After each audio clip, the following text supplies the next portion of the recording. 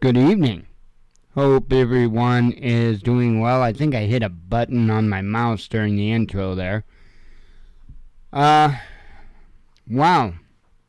Lots of information emerging today about two different companies, two different businesses, two different tornado systems, and man, I'll tell you what.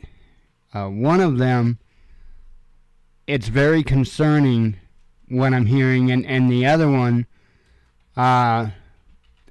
is amazing that there actually wasn't more loss of life. Now,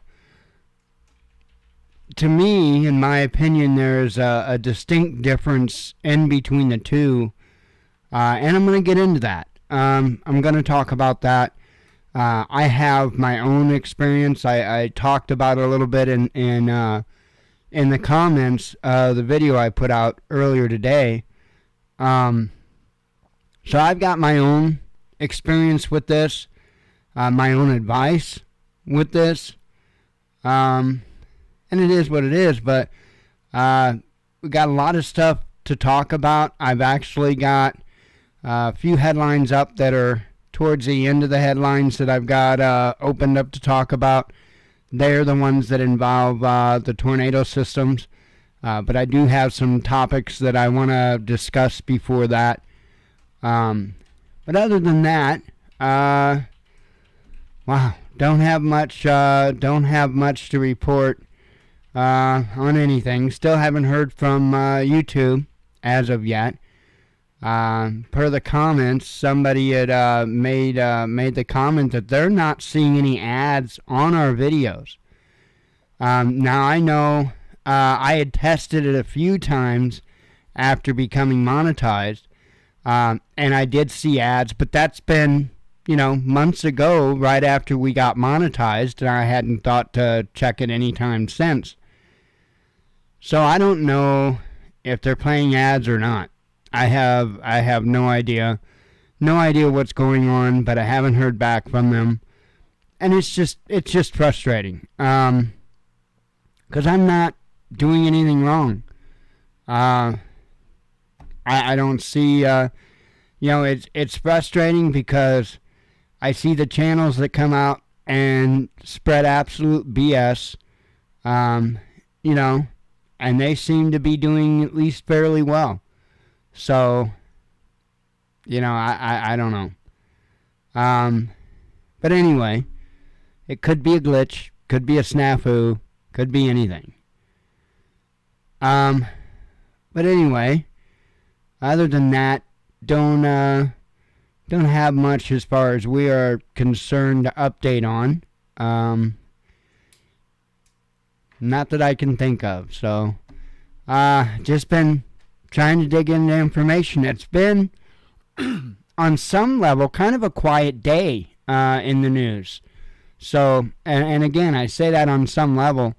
It certainly hasn't been as active as it has been, especially the last couple of weeks. So, I think it's going to be a short-lived reprieve. I think it's going to ramp back up before the end of the week.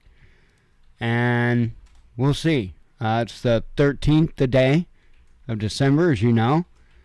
And I think as we roll up into Christmas, I think things are going to be fairly hectic. But I think that the only kind of reprieve that we're going to be having from any of the nonsense going on is the fact that it's the holidays, and I think there are a lot of individuals in a lot of positions that are kind of holding off on whatever it is that their plans, their agendas are, at least until we get the holidays out of the way. I do believe that they're doing that. So, but I think once the new year hits, I don't think that they're going to be trying to hold on to much of anything anymore.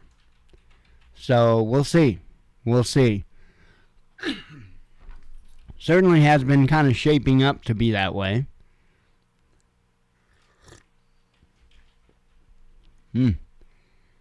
Good coffee.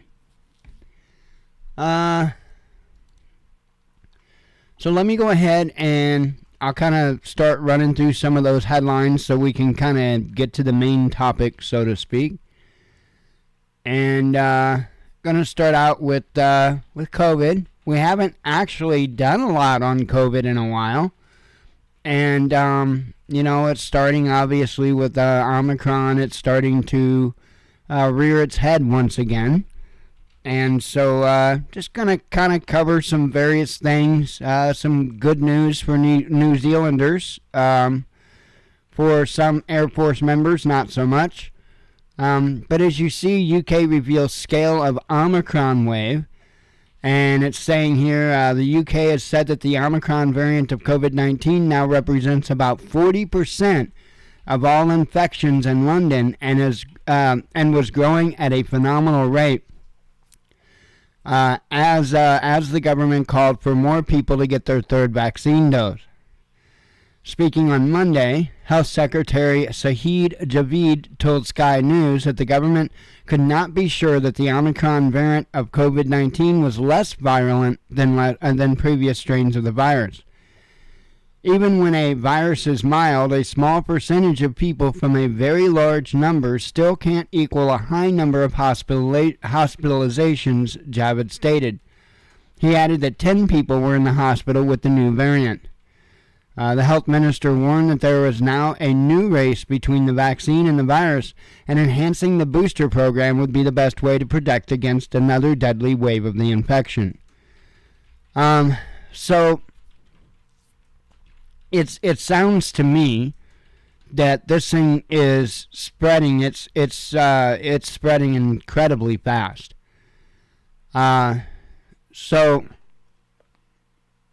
Sorry, my neck. I had to do something with it. So that could be a positive thing, and this is why. At least early reports of Omicron is that as far as how sick people get, hasn't really been so much as what, say, Delta and the prior variants. So again, we are just in the initial period of this, so there's a lot to learn about this particular variant yet. But if this holds to be true, then the fact that it spreads fast and easy is probably a good thing. That whole herd immunity thing that everybody said that they were after, right? I mean, that's to me, that's the ridiculousness of what's going on, in my opinion. Because what is ideal would be obviously a variant that was very transmissible, but had very, very mild effects at the same time. And the reason why is because that would become the dominant strain.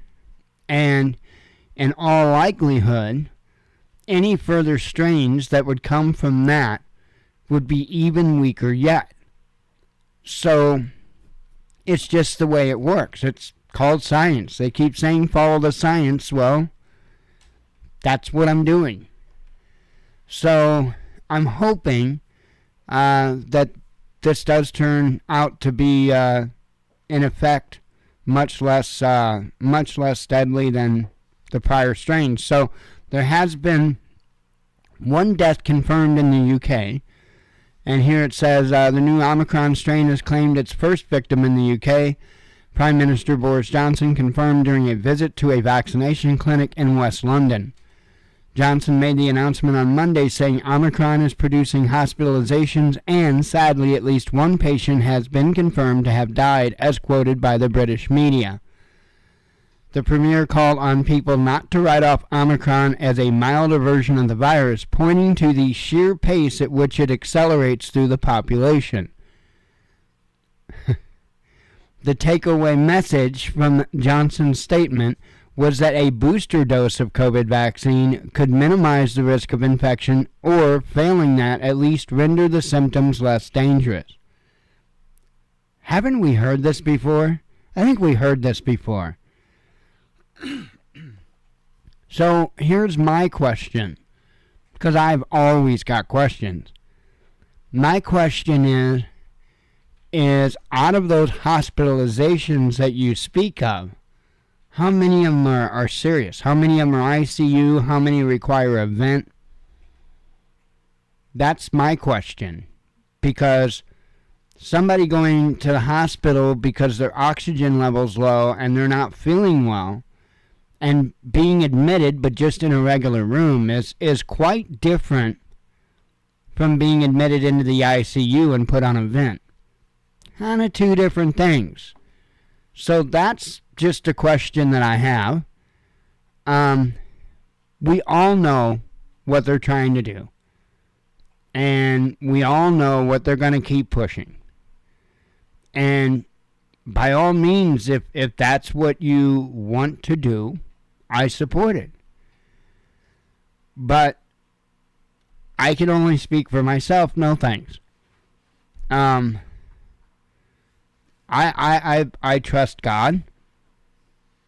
I do believe that Mother Nature is going to do what Mother Nature's going to do, and we're not going to stop it. That's not to say that I think that people should never have any type of no. But I think that people need to really make decisions based on,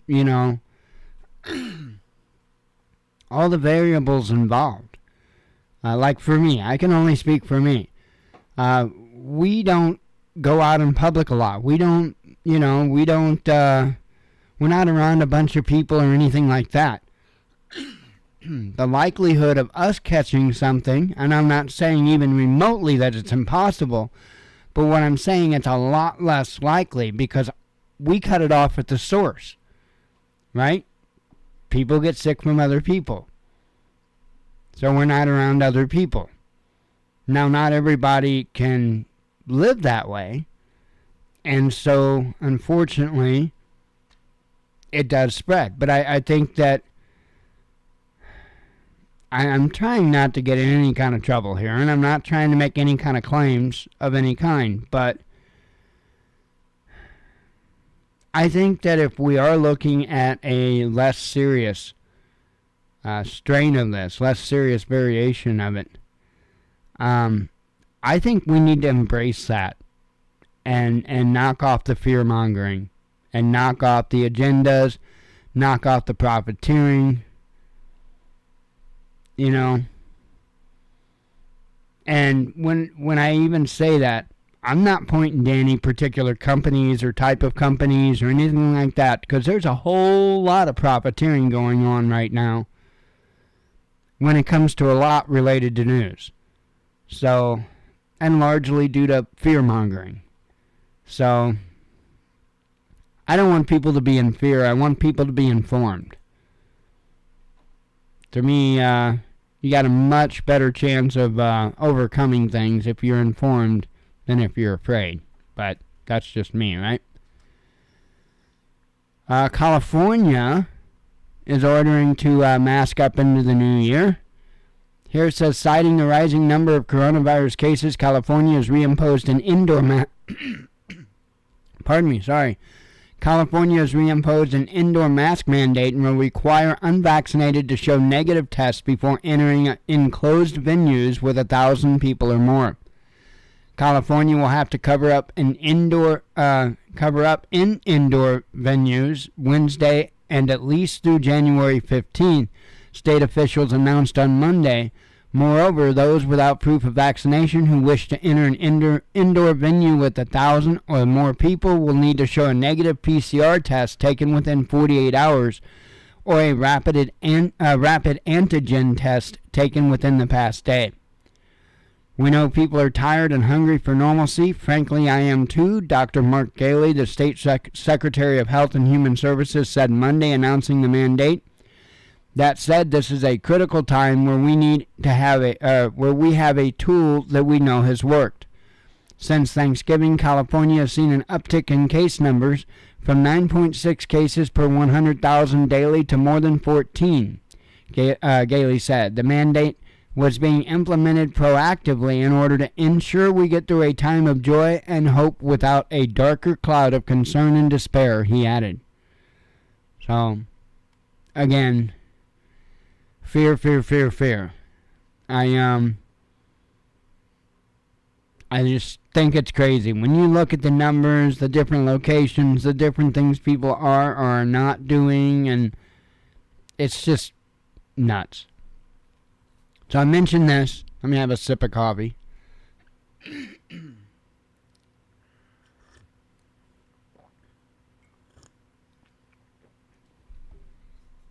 Don't worry, we're almost done with the COVID stuff.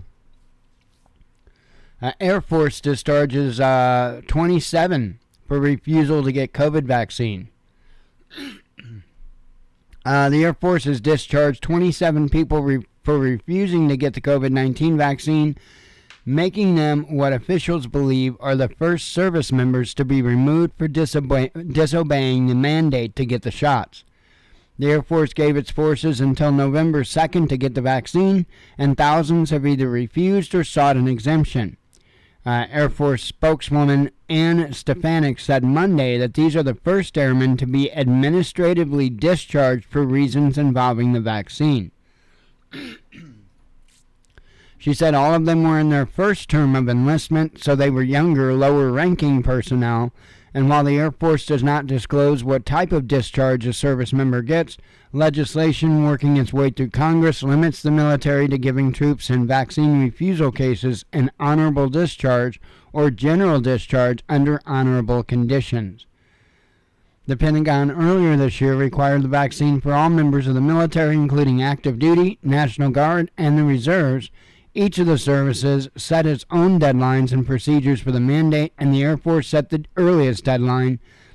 Defense Secretary Lloyd Austin has said the vaccine is critical to maintaining the health of the force and its ability to respond to an national security crisis. I don't think that's written right. Anywho, absolutely mind-blowing. However, New Zealand, they really started pulling back their concerns here. New Zealand says yes to 25-person orgies as part of its new COVID rules. So apparently, as long as you keep it up, under 25 people, they're giving you the green light for orgies. So it's good that they made that very clear. Is it? I mean, this is ridiculous. But yeah, it's a thing. Saw that headline and it was like one of those double take things, It's like, what? No, I'm not gonna read it. I'm not interested in. I just thought the headline was funny. So I wanted to talk about my different views on the two different situations with what happened during that tornado and explain why. And hopefully one of the things that you can garner from this is the importance of preparedness and the importance of paying attention, situational awareness, and the importance of actually taking action. Also, the importance of sometimes listening to someone that might know better. Because I think sometimes that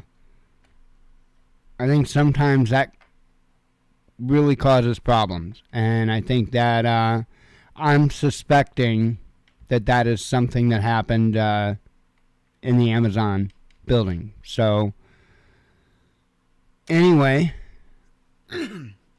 as you see the headlines say, OSHA investigating after 6 killed in Amazon warehouse collapse. So, let's see. How do I want to go about this? I'll tell my story first. So back in 2002, I was working at a company called Big 3. I was a welder. And I welded we made racks that carried car parts. The racks sat on the back of like flatbed semi-trucks, and the racks held car parts. I welded those racks together.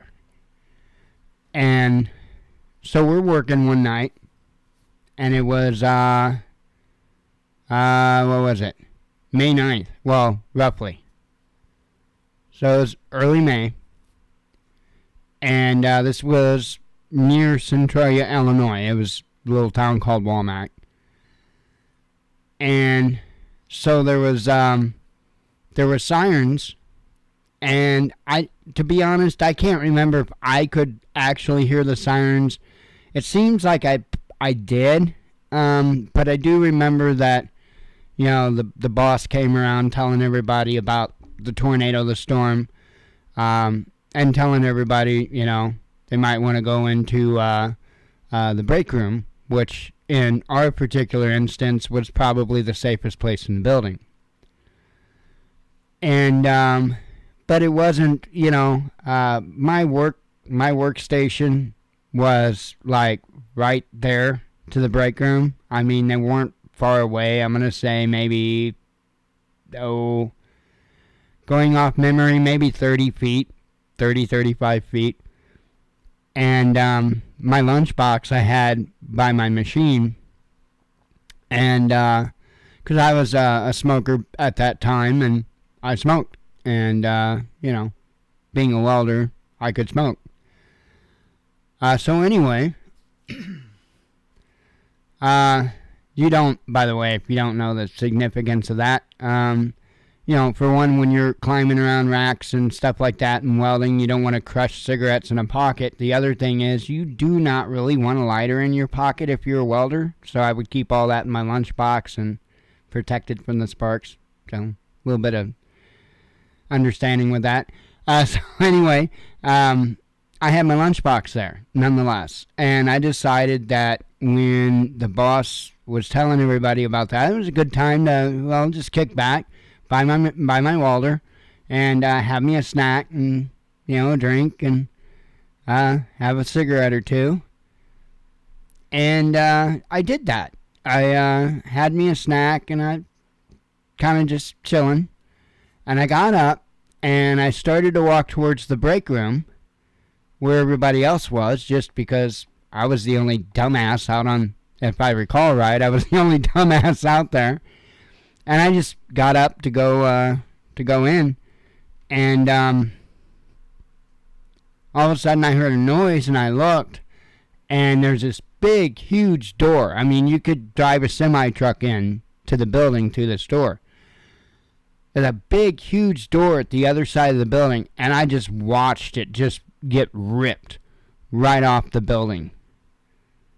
And I was like, holy cow. So I picked up the pace. I was real close to the break room. I picked up the pace to get into the break room and just chilled the hell out there. There were 2 lessons I learned that night.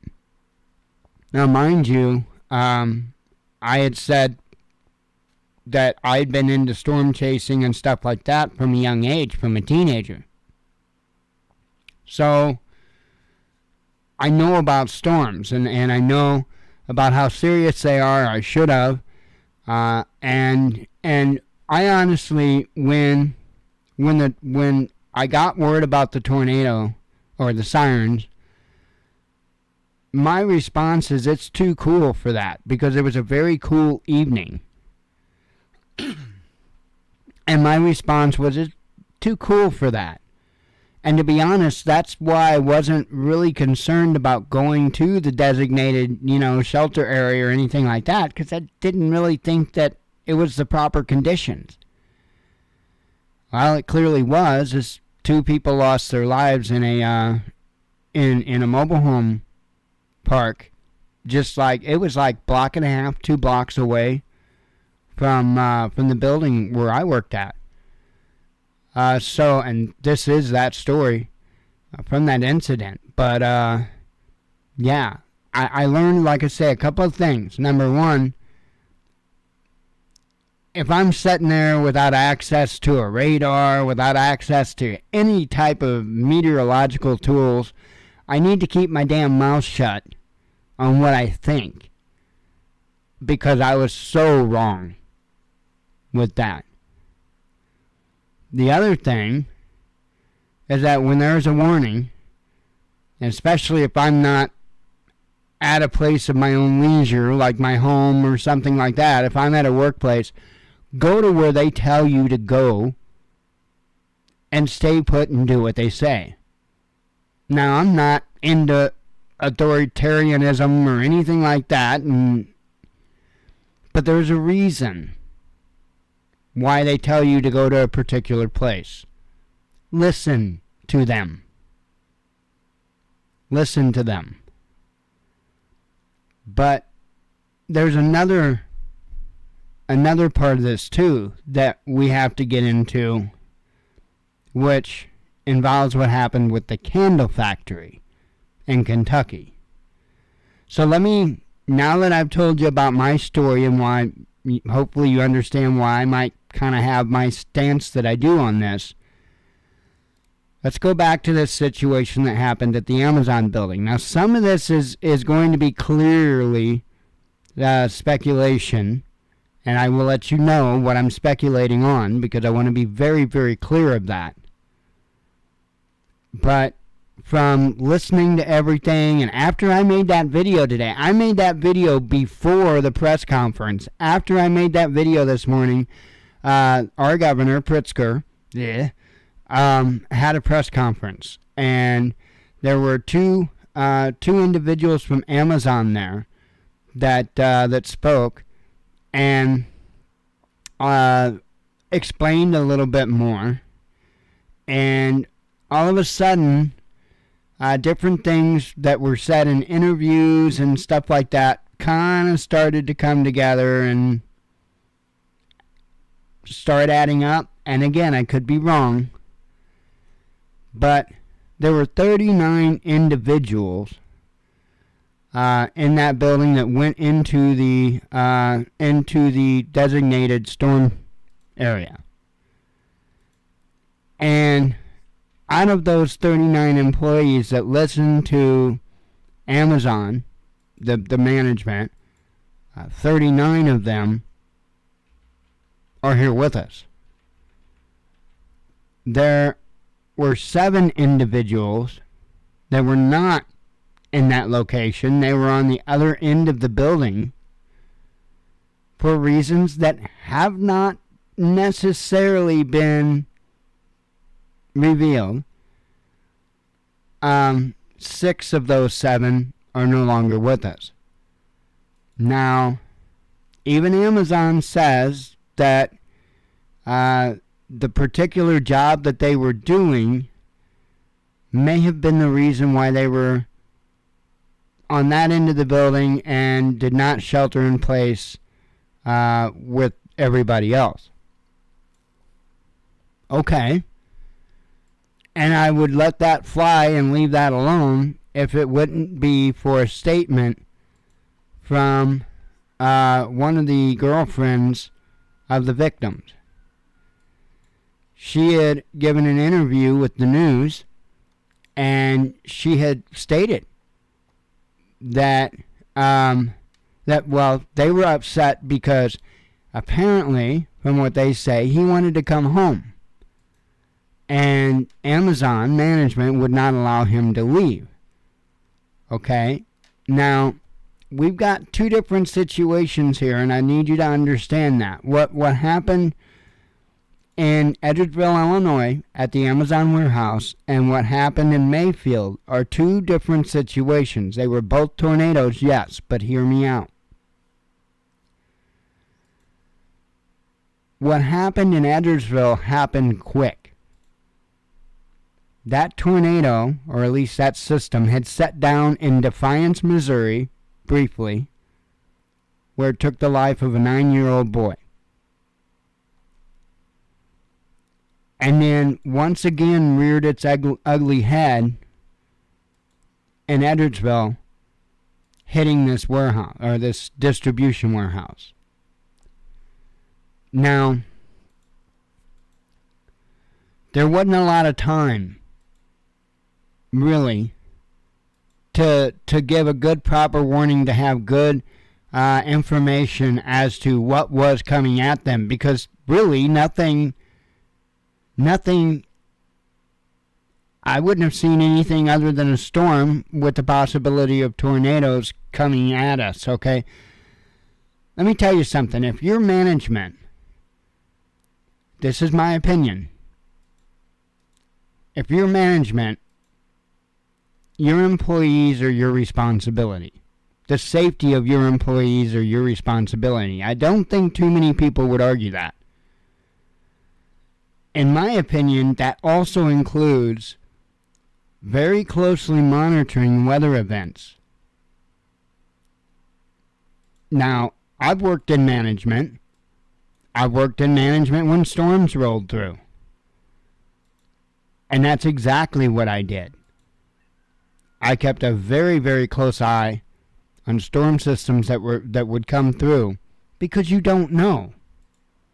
You don't know. And that's a very easy mistake to make, is ignoring a storm. And so anyway, I think what happened is, I think once whoever gave the order, more or less, to get everybody sheltered in place at their designated location, I have a feeling, this is where the speculation comes. I want to make this very clear. I have a feeling that at least one, and possibly more, employees said, well, we just want to go. We just want to leave. Okay? Speculation. And Amazon, because of company policy, said no. Well, I think what happened was, again, speculation, my opinion, in defiance of management, I think they decided to shelter somewhere else. I don't know. I could be wrong. And if I am, I am. But there's a lot of blaming. A lot of blaming going on from the loved ones of the particular individual that made the, that texted, that said he wanted to come home, and yada yada, so I'm just kind of trying to look at everything here, and it looks to me very possibly that they had some defiant employees that just didn't listen, and it's tragic. It's tragic. But if that's the case, you know what? People need to just own up.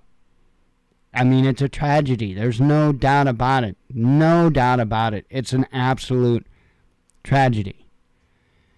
And I know I've spent a lot of time talking about the Amazon warehouse, which is by far the least of the devastation that went on that evening.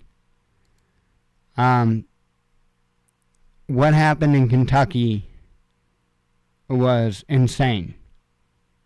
Again, I've had a respect for storm systems and tornadoes for a very, very long time. It started out with a fear like you would not believe of them. And I overcame that fear by using knowledge, by learning as much as I could about storm systems, tornadoes, and stuff like that. And then the fear went away, and a massive interest formed to the point that I actually went out looking for them.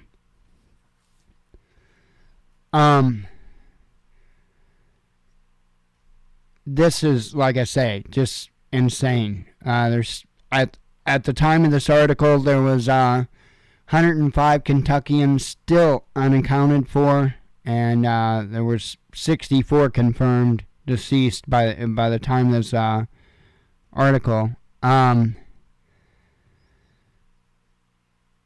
I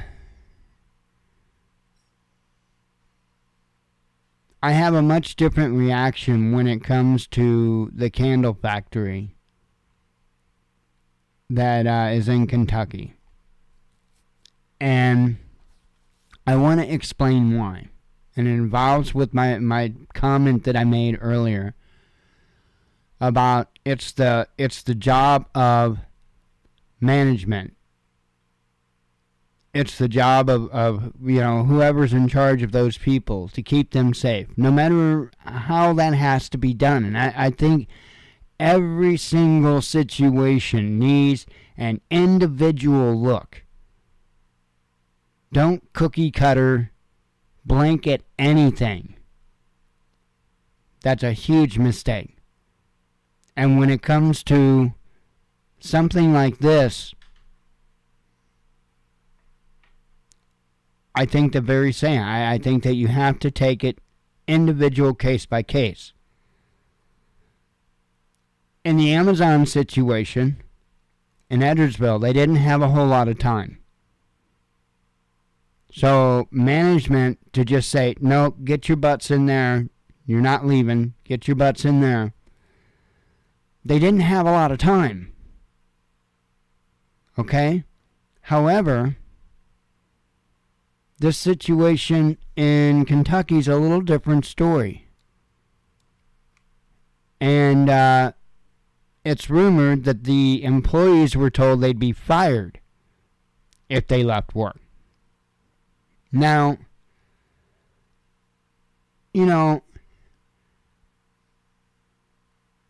I probably wouldn't have listened, especially in my younger days. I can guarantee you I wouldn't have listened. I would have left. I would have told them, okay, bye. Because that's just how I was. But I would have done the same in the Amazon situation too. But you know what? I had always looked at every situation independent and made up my own mind. I won't let anybody else put my life in danger for any reason ever. If my life is in danger, I am not letting anybody else take the reins of that. It's not going to happen. So, yeah, if that would have been me at Amazon, if that would have been me, I'd have probably just left anyway. To be honest, I'd have just left anyway. If I knew that I could have made it home before that storm hit, I'd have left. I'm just being honest with you. So, but if you don't have the knowledge, the education to make that call, don't. I will remind you, I've been following storms for a long time. I can look at them. I can kind of get an idea of how long it's going to take them. As long as I've got a little history of radar to watch, I can give you an idea how long it's going to take and where it's going to go. I know how to look for the different indicators and all that on radar. Not saying I'm an expert or anything like that, but I know enough to be able to safely make my own decisions, given that I have the proper things to look at. Not my not just my opinion on the temperature. But with this candle factory, that tornado had been on the ground and causing devastation for quite a distance. And in my opinion, and this is only my opinion, and hey, it's awfully easy to arm check quarterback this stuff, right? Especially in hindsight. But if it would have been me and I would have been management at that candle factory, I would have seen what those storms were doing coming towards us, and I'd done shut the factory down. Seriously. And I would have asked employees right then and there, do you have a safer place to go? And maybe some employees live in mobile home parks or something like that, and maybe the answer for them is no. You know what I would have done? Even if it were one single employee that didn't have a safer place to go, I'd have hunkered down with them. Right there in the safest place in that factory. But anybody else that either had a safer place to go or just wanted to be with their family, go. It's not my job when you've got time to get home, when you got time to get in a safer place than what I could provide for you, I am damn well not going to make that decision for you.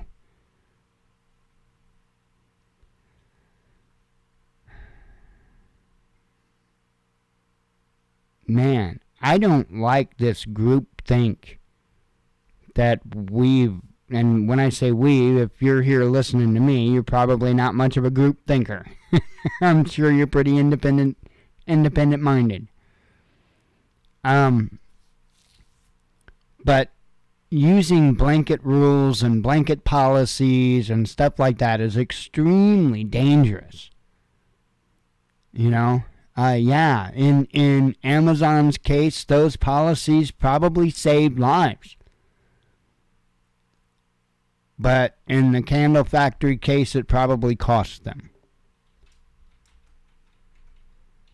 So you have to be able to look at these things and weigh them individually.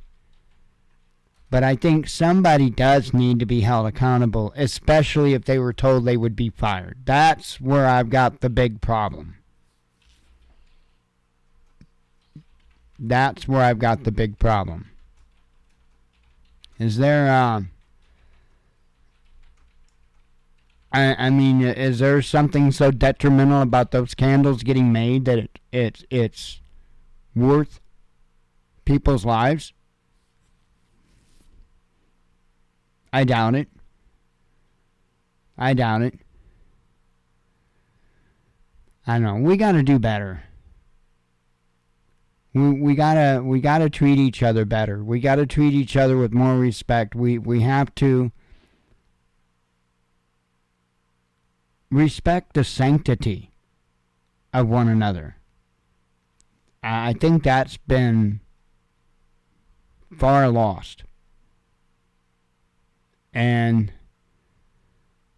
I don't think that in general we have a respect for one another at all at this point. You know? And I'm not saying I don't fall prey to the same thing. I'm absolutely sure I do. It's the way,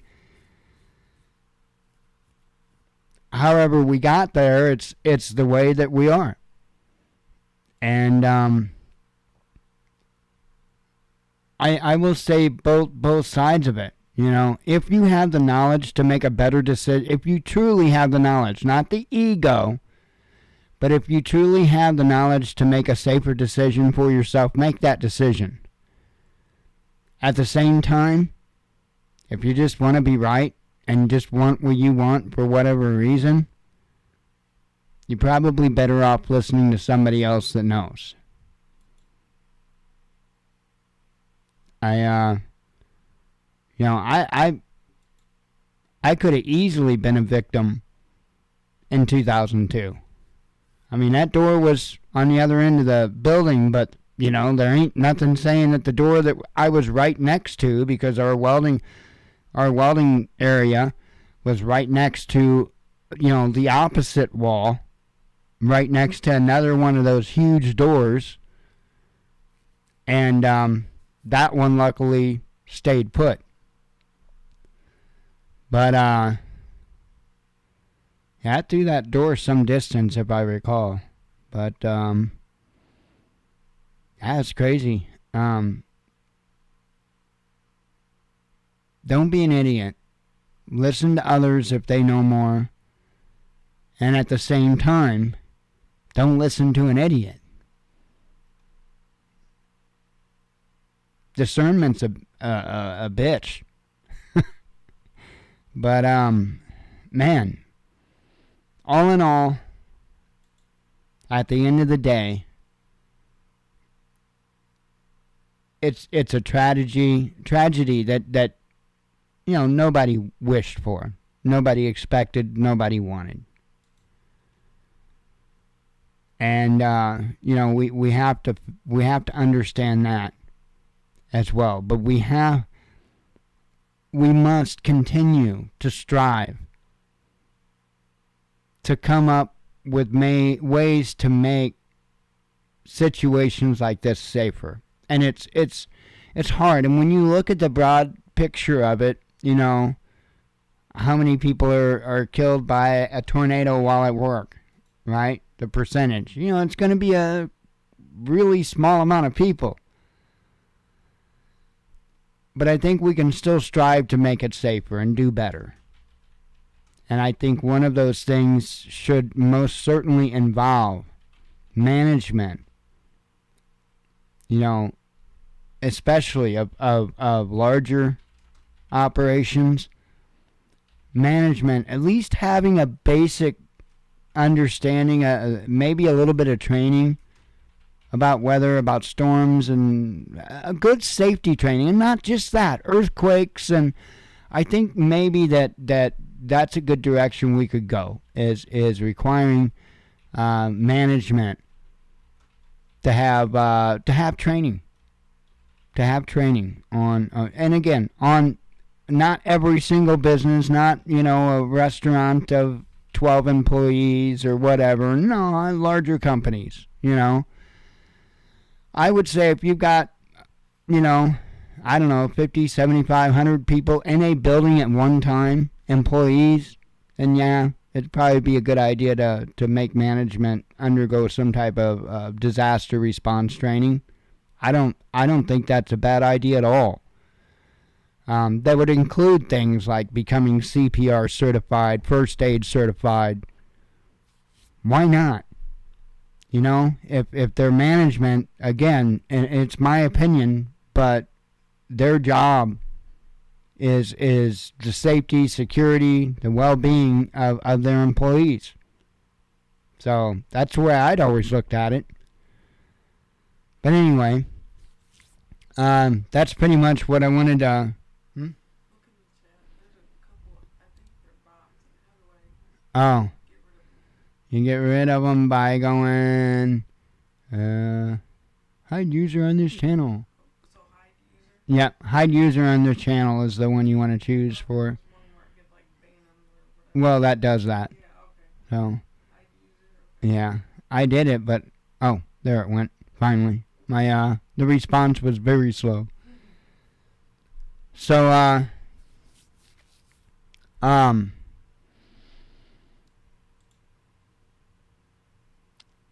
like I said, I think we really need to do better on that kind of stuff. And all kinds, not just tornadoes, but all kinds of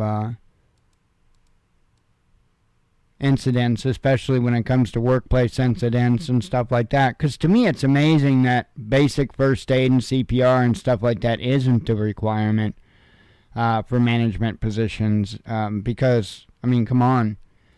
An employee gets hurt, especially in an industry, in a factory or something like that, and it's a serious injury, say, massive blood loss or something like that, that employee's life is most likely going to be saved by either, nearby management or, other nearby employees. But, for one, somebody's got to have the knowledge, and then for two, somebody's got to have the tools. You got to have a tourniquet or have something handy you can use as a tourniquet, or at least have the knowledge that you need a tourniquet so that you can improvise something. But, somebody needs to have that ability and that knowledge to be able to do that, because things happen. And I'm not one that likes requirements and regulations and all of that on companies and employers and stuff like that. Not at all. And this wouldn't have to be. This government likes to take everybody's money and all this crap. That could be a service that they provide to companies for free. Sending somebody around, to different companies. Well, more than one person, obviously, for training. You know, I don't see why that's a hard concept, but you know how the government is. They would get in bed with other companies that would provide the training at a premium cost. The government would get a kickback because, you know, those companies would actually be owned by their friends, and you know how it works. Anyway, let me do some headlines and I'll get the heck out of here.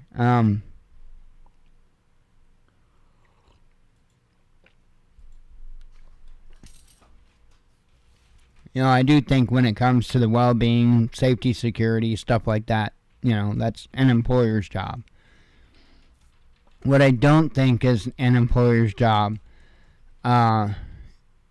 is to provide for every little thing. You know, for one, like the whole insurance requirement for companies and stuff, man, that's ridiculous. That is ridiculous how that's set up. And mind you, it was set up to scratch the backs of the insurance companies.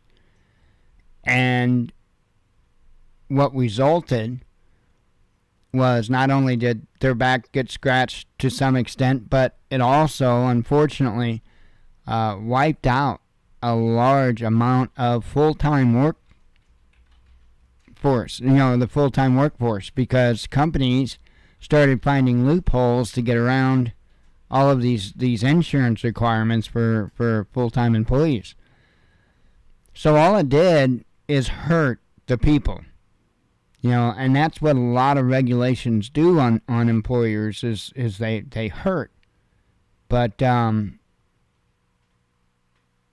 know, there are things that could be regulated that certainly wouldn't hurt and could be made to where there'd be zero impact and, you know, achieve good results. Unfortunately, they're not looking for good results. They're looking for profit. So, anyway.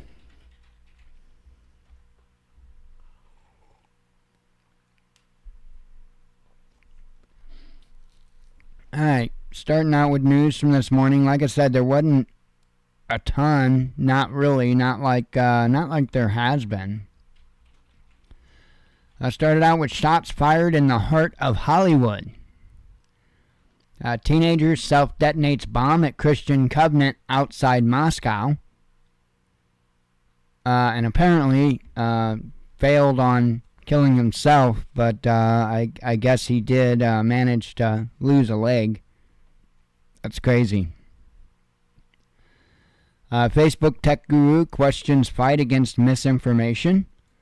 So apparently he's got some concerns he's coming out about. Ships collide in Baltic Sea. North Korea says U.S. ready for peace in decades-old war that never ended, which is not a good sign coming from North Korea. Palestinian armed groups start gunfight at militant's funeral. UK reveals scale of Omicron wave. Turkish lira plunges to new all-time low.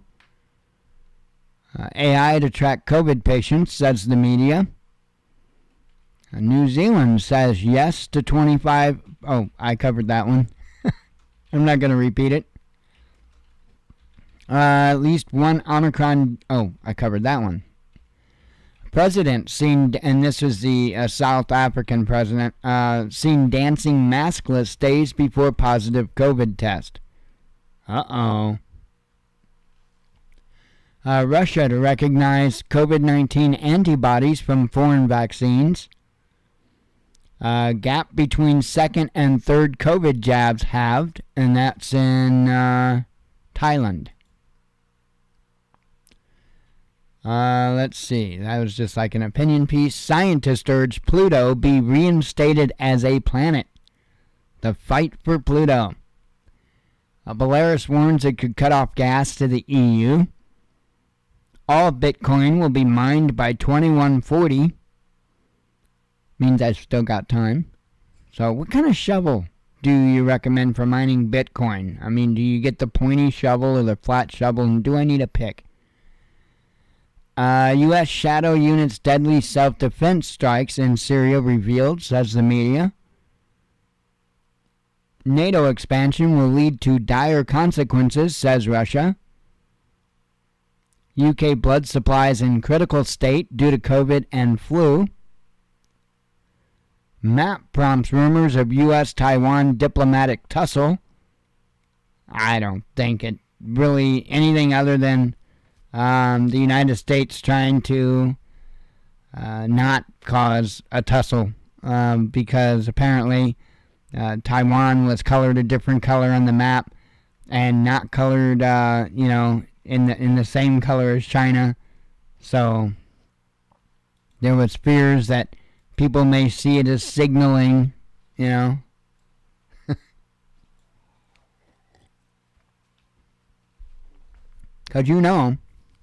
we have to bow to China, and we have to be concerned with how they feel about this is crazy.